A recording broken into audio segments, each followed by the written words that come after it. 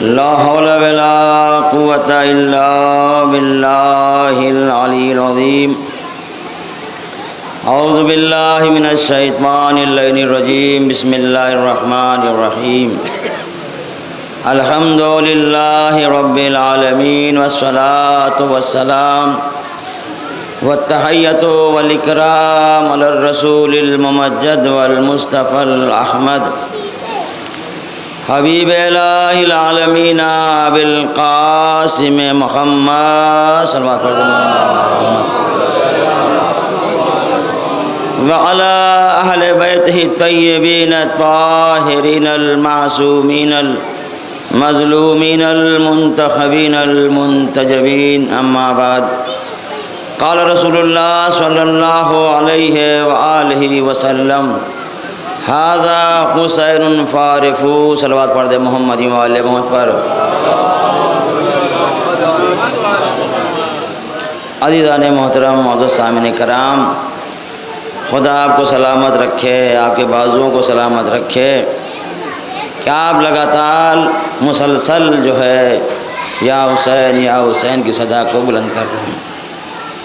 ماتم کرتے ہوئے جلوس کو آپ لے کر آئے اور سینہ زنی کر رہے ہیں. آپ یہ کام اہل بیت کی محبت میں کر رہے ہیں، اس لیے کہ ہمارے نبی نے ارشاد فرمایا ہے: احب اللہ من احب حسینا، ابغض اللہ من ابغض حسینا. خدایا تو اس کو دوست رکھ جو حسین کو دوست رکھے، خدایا تو اس سے غضبناک رہنا جو حسین سے عداوت اور دشمنی کرے. یہ مجلس کرنا، یہ جلوس نکالنا، یہ رونا، یہ محبت کی علامت ہے. اور نبی نے ارشاد فرمایا ہے، اللہ کے حکم کے مطابق اللہ نے کہا نبی کہہ دو کہ ہمیں کچھ نہیں چاہیے سوائے اس کے کہ ہمارے اہل بیت سے محبت کرو. یہی محبت ہے جو ہم بتا رہے ہیں کہ دیکھو ہم امام حسین کے چاہنے والے ہیں. یہ مجلس بھی جو منعقد ہے آج کی تاریخ میں، یہ مرد مومن کی ایک مجلس ہے. یہ مرد مومن جس کا نام تھا دلشاد حسین مرحوم، یہ شہید راہ حق ہے. اس نے اپنی جان کو اللہ کی راہ میں قربان کیا، شہید ہوا، اس لیے کہ اس کو امام حسین سے عقیدت تھی، محبت تھی. یہ مرد مومن 10 محرم کو مجلس کرنے کے لیے گیا تھا، اور جب وہاں سے ارسامہ سے واپس آ رہا تھا تو اس مرد مومن کو ظالموں نے بے دردی سے شہید کر دیا.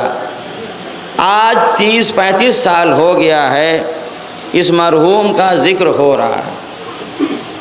یہ سب سے بڑی علامت یہی ہے کہ جو حسین کا شیدائی ہوتا ہے، حسین کا عاشق ہوتا ہے، حسین سے محبت کرتا ہے تو اس کا ذکر کبھی مٹتا نہیں ہے، ختم نہیں ہوتا ہے. اس لیے کہ اللہ نے کہا ہے کہ ہم اس کو دوست رکھیں گے جو حسین کو دوست رکھے گا. اور اگر اللہ کسی کو دوست رکھ لے تو کبھی وہ فنا نہیں ہو سکتا ہے، وہ بقا ہوگا اس کے لیے، اور وہ ہمیشہ ہمیشہ کے لیے نجات پائے گا. یہاں بھی اس کو نجات ملے گی اور وہاں بھی اس کو نجات ملے گی. لہذا یہ مجلس اس کے نام سے ہوتی ہے اور ہوتی رہے گی، اس لیے کہ یہ جلوس بہت پرانا جلوس ہے اور یہ مجلس بھی بہت پرانی ہے. اور ذکر امام حسین تو زمانے سے ہے اور آج بھی ہے، زمانے تک، قیامت تک رہے گا. اس لیے کہ ہم اپنے وجود کو اس دریائے بے قرار سے متمسک کر دیتے ہیں. تو جب تک یہ دریا رہے گا ہمارا وجود بھی رہے گا. اس لیے کہ ہمارا یہ قطرہ دریا سے جا کے مل گیا ہے.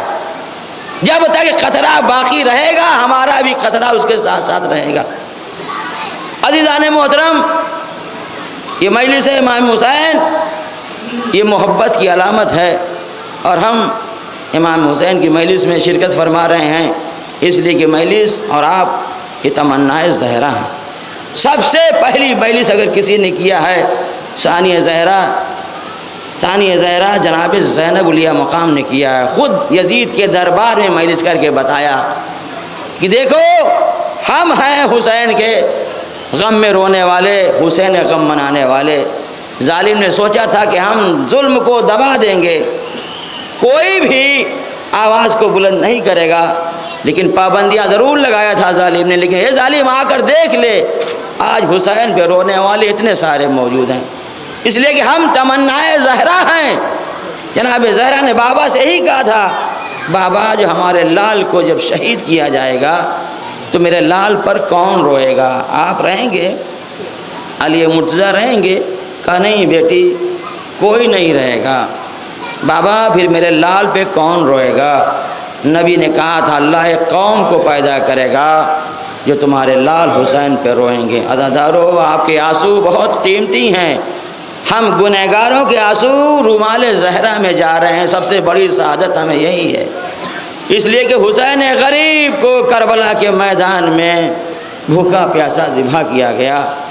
اگر ظالموں نے اسی پہ اکتفا کر لیا ہوتا تو ہمیں امام حسین کے غم کو رونے کے لیے ہم تسلی مان لیتے، ہم اس پر ہو جاتے کہ مولا پر جو ظلم ہوا ہے وہ امام حسین کی شہادت تک محدود رہا، لیکن عزادارو یہ ظلم کہیں اور آگے بڑھتا ہے۔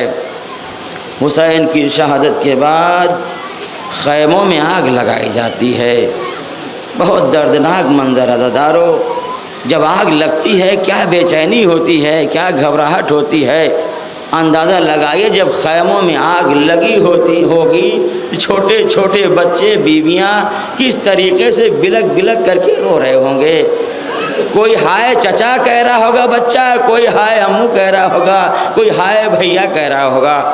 عزادارو یہی وجہ ہے کہ جناب زینب نے جب دیکھا کہ ایک خیمے میں آگ لگی وہ جل گیا، دوسرے خیمے میں آگ لگی وہ بھی جل گیا، سارے خیمے جل گئے، ایک خیمہ باقی بچا، جس خیمے میں ہمارا بیمار امام سید سجاد تھا جو غش کے عالم میں تھا۔ ایک مرتبہ جناب زینب ہیں خیمے میں بار بار جاتی ہیں، خیمے سے بار بار نکلتی ہیں، حمید مسلم کہتا ہے میں نے دیکھا ایک بیوی ہیں جو بار بار خیمے میں جا رہی ہیں، بار بار خیمے سے باہر آ رہی ہیں۔ میں نے آگے بڑھ کر پوچھا بیوی کیا کوئی قیمتی سامان ہے جو اس خیمے میں چھوٹ گیا ہے؟ ایک مرتبہ جناب زینب نے کہا نہیں نہیں کوئی قیمتی سامان نہیں چھوٹا ہے، اور اس خیمے میں آگ لگی ہے، اس خیمے کے اندر میرا بیمار بھتیجا سید سجاد ہے جو غش کے عالم میں پڑا ہوا ہے، میں بار بار خیمے میں جا رہی ہوں، بار بار خیمے سے باہر آ رہی ہوں، میں کیا کروں، کیسے اپنے بیمار بھتیجے کو نکالوں؟ ہاں ارباب اعضاء ایک مرتبہ جناب زینب نے ہمت کو جمع کیا، سید سجاد کے پاس جاتی ہیں، جانے کے بعد شانہ ہلاتی ہیں، کہتی بیٹا سید سجاد اے وقت کے امام دیکھو خیمے میں آگ لگی ہے، اے میرے بیٹے سید سجاد آپ بتاؤ ہم کیا کریں، حکم امام کیا ہے؟ یہ پہلا سوال تھا جناب زینب نے امام سے کیا ہے۔ عزادارو کوئی بھی قدم جناب زینب نے اپنی مرضی سے نہیں بڑھایا ہے، ہر کام جناب زینب نے امام سے پوچھا ہے، لہذا پہلا سوال امام سے جناب زینب نے ہی کیا، بیٹا سید سجاد ہم کیا کریں، خیمے میں جل جائیں یا خیمے سے باہر نکلیں؟ امام کا فرمان تھا، حکم تھا، وہ بھی اماں جان کا بچانا واجب ہے، اے بوبی اماں جان کا بچانا واجب ہے، آپ خود بھی باہر نکلیے مجھے بھی لے کر نکلیے۔ عزادارو جناب زینب نے اپنے بیمار بھتیجے سید سجاد کو پشت پر سوار کیا، سوار کرنے کے بعد خیمے سے باہر لے کر آئیں۔ ارباب اعضاء سارے خیمے جل گئے، اب بیویاں ہیں جو جلی ہوئی قنات پہ بیٹھی ہوئی ہیں۔ اس کے بعد ملعون کہتا ہے 11 محرم جب آئی، ملعون کہتا ہے بیویوں تمہیں اونٹ پہ سوار ہونا، ابھی آپ نے اونٹ دیکھا تھا دارو، یہ کس کی یاد میں ہے؟ جناب زینب مخدرات عصمت و طہارت کو 11 محرم کو اسیر کر کے ارے کرب و بلا سے کوفہ لے کر جایا جا رہا ہے، اسی کی یاد منا رہے ہیں ہم حضرات، لہذا بیویوں کو سوار کرنے کی باری آئی۔ ظالم آگے بڑھے کہ لاؤ ہم بیویوں کو سوار کریں۔ ایک مرتبہ جناب جناب زینب آگے بڑھتی ہیں، آواز دیتی ہیں ظالم ہمیں ہاتھ نہ لگانا، اے ظالم ہم آل رسول ہیں، ذریت رسول ہیں، ہمیں ہاتھ نہ لگانا، ہم خود سے سوار ہو جائیں گے۔ لہذا جناب زینب نے ایک ایک بیوی کو سوار کیا ہے، ام کلثوم کو سوار کیا، فضہ کو سوار کیا، ام رباب کو سوار کیا، سکینہ کو سوار کیا، سب کو سوار کر دیا عزادارو۔ لیکن جب زینب کی باری آئی، اب زینب کو کون سوار کرے؟ لو ارباب عزا، اب زینب کو کوئی سوار کرنے والا نہیں ہے۔ زینب جو تنہا کھڑی ہوئی ہیں بلوائے عام میں، ایک مرتبہ زینب نے فرات کا رخ کیا، آواز دیا میرے غیرت دار اے بھیا عباس، ارے بڑے شان و شوکت سے مدینہ سے لے کر آئے تھے، اے بھیا آپ کی زینب بلوائے عام میں کھڑی ہے، کوئی سوار کرنے والا نہیں ہے۔ عزادارو سید سجاد آگے بڑھے، کہا پھوپھی اماں آپ نہ گھبرائیے، میں آپ کو سوار کروں گا۔ اور ارباب اعضاء وقت کا یہ بیمار امام سید سجاد آگے بڑھتا ہے، آگے بڑھنے کے بعد پھوپھی اماں زینب کو سوار کیا عزادارو، لیکن جیسے سوار کیا میرا بیمار امام، عزادارو بیمار امام ایسا لاغر و ناتواں تھا کہ عزادارو جیسے ہی جناب زینب کو سوار کیا، ایک مرتبہ میرا امام گش کھا کے زمین کربلا پر گر جاتا ہے۔ عزادارو سید سجاد نے زینب کو تو سوار کر دیا، لیکن غش کے عالم میں میرا بیمار امام ہے جو پڑا ہوا ہے۔ عزادارو ابھی لٹا ہوا قافلہ، میں زحمت کو تمام کروں، دو جملے اور زحمت تمام۔ ابھی لٹا ہوا قافلہ جب مقتل سے گزارا جانے لگا، ایک مرتبہ عزادارو زینب کی نظر جو اپنے بھائی کے لاشے پر پڑی، ایک مرتبہ طلب کر کے مدینے کا رخ کیا۔ نانا آپ کی نماز جنازہ ملائکہ نے پڑھا تھا، اے نانا آپ کا نواسا حسین کربلا کی سرزمین پر پڑا ہوا ہے، ارے کوئی غسل و کفن دینے والا نہیں ہے۔ ارباب اعضاء زینب نے اپنے بھائی کو مخاطب کر کے فرمایا انت اخل حسین، کیا تو ہی میرا بھائی حسین ہے؟